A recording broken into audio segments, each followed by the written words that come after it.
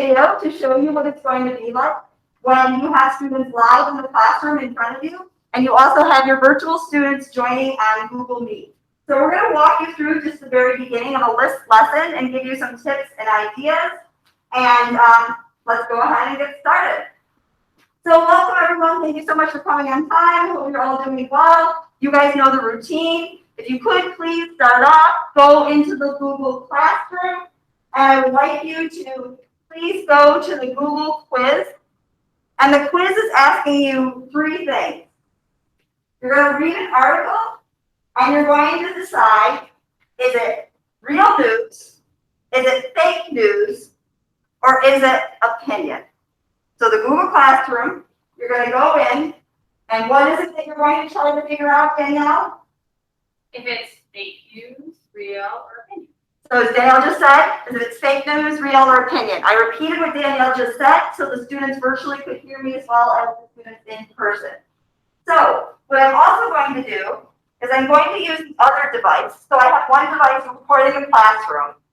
The other device I have on the Google Meet, and I'm going to use that to share my screen. So as you see, present now, my entire screen. I share it. I go to the Google Classroom. I go to the fake news quiz. And this is what my kids who are in the Google Classroom virtually and are in person will be seeing. So I started with this activity, so I have time to make sure everything's working, that people are logged in. It's going to take a little bit of time for them to read the article and then choose whether it's fake, real, or opinion. So I'll give a little bit of wait time.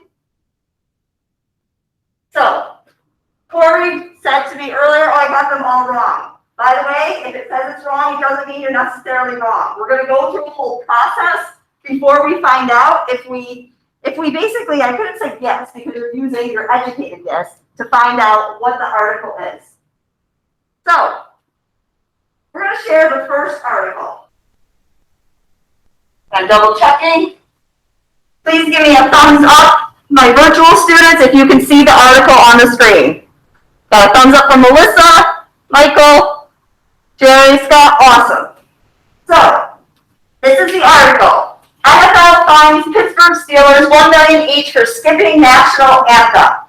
If you think it is real news, you're going to put up a 1. If you think it's going to be fake, you're going to put up a 2. If it's opinion, 3. And if you're not sure, 4.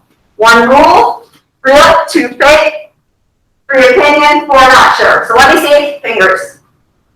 Okay, in person, okay, virtual, awesome. So, for those of you, some of you said it was fake.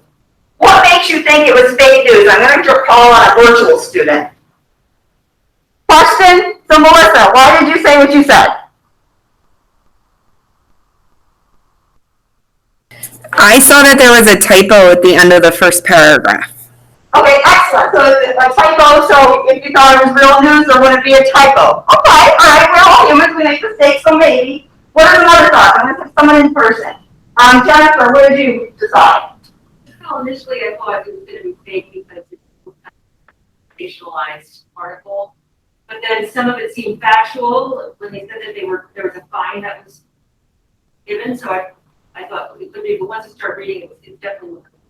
So Jennifer, who is a former social studies teacher, said that well, she's like that it looked kind of sensational, but then it had some facts. But overall, when you looked at it, it just didn't lend itself that way. So thank you for sharing that.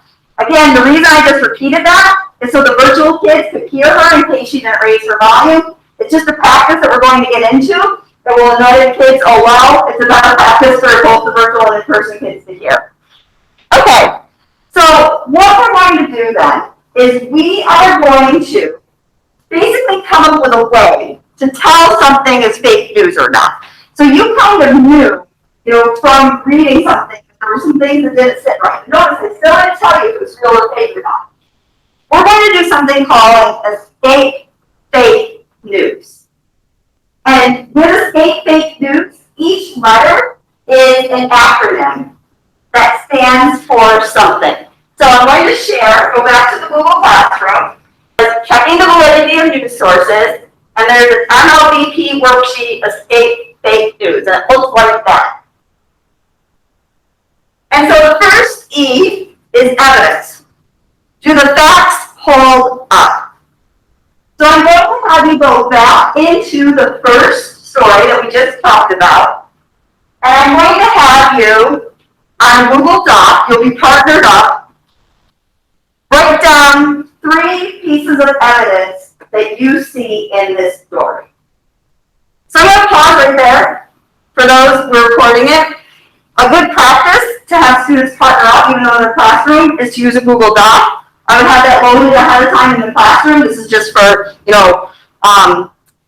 exhibition purposes, so it doesn't actually have it. But that's basically how you can live stream in-person and virtual kids.